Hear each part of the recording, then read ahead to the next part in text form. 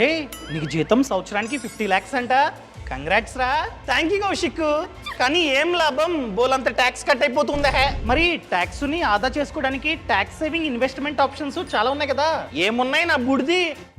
పెద్ద మాట అన్నాడు సార్ ఆడు. గట్టిగా చెప్పాలంటే సెక్షన్ 80C ఉంది. PPF, Sukanya Samriddhi Yojana, ఈఎల్ఐసి schemes, EPF ఇవన్నీ కలిపి మహా అయితే 1,50,000 నాకైతే ట్యాక్స్ బెనిఫిట్ వస్తుంది. కానీ ఇంకా చాలా డబ్బు నేనైతే ట్యాక్స్ కట్టాలి. నీకు section 80 CCD sub section 1B గురించి తెలీదా?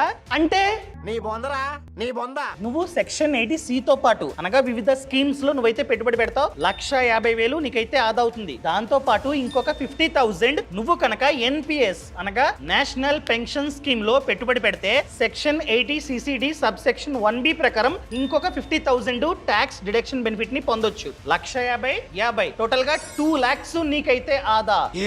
వీడియోని ఇక్కడ మెన్షన్ చేస్తున్నా చూడండి.